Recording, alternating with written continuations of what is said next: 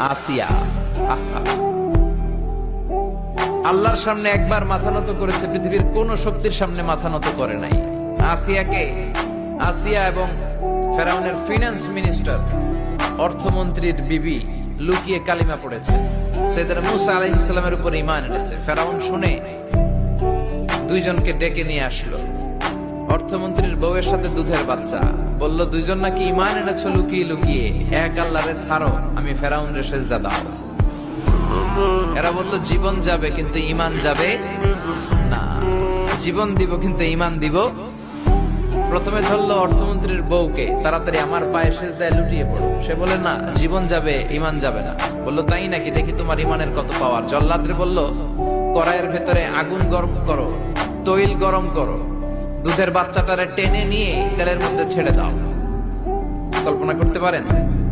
দুধের বাচ্চাকে মায়ের বুক থেকে ছিনিয়ে নিয়ে তেলের মধ্যে ফালাচ্ছে, বাচ্চাটা রোস্ট হয়ে যাচ্ছে, আর বাচ্চাটা বড় মানুষের মতো মাকে বলছে, মা চিন্তার কারণ নাই, এটা উত্তপ্ত তেল নয়, এটা জান্নাতের বাগান। ভয় নাই মা, তুমি চলে আসো, তুমিও লাফিয়ে পড়ো, শাহাদাতের পেয়ালা থেকে মিষ্টি সুধা পান করো। মহিলার ঈমান আরো বেড়ে গেল। সে বলল আমি জীবন যাবে ঈমান যাবে। ফেরাউন বলল তোর ঈমান কত আমি দেখে নেব। এই মহিলাটাকেও উত্তপ্ত তেলের মধ্যে ছেড়ে দেয়। বাকি রইল ফেরাউনের বউ আসিয়া। আসিয়ারে ফেরাউন বলল, আসিয়া এক আল্লাহর ইবাদত ছাড়ো, আমারে সেজদা দাও। আসিয়ারও এক কথা, জীবন দিব ঈমান দিব।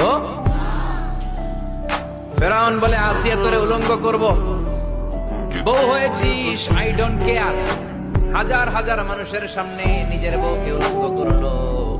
তক্তার মধ্যে উলঙ্গ বউকে শুইয়ে হাতের মধ্যে পেরেক ঢুকালো, পায়ের মধ্যে পেরেক ঢুকালো। এক একটা পেরেক ঢুকায় তক্তার মধ্যে ছিদ্র হয়ে ঢুকে আর ফিনকি দিয়ে রক্ত বেরোয়। আসিয়া চিৎকার মারে। ফেরাউন বলে তাড়াতাড়ি আসিয়ারে তেলের মধ্যে ফেল। আল্লাহ বললেন জিব্রাইল যা, জান্নাতটা তুলে নিয়ে আসিয়ার চোখের সামনে ধর। আমার আসিয়া জান্নাত দেখে দেখে যেন আমার কাছে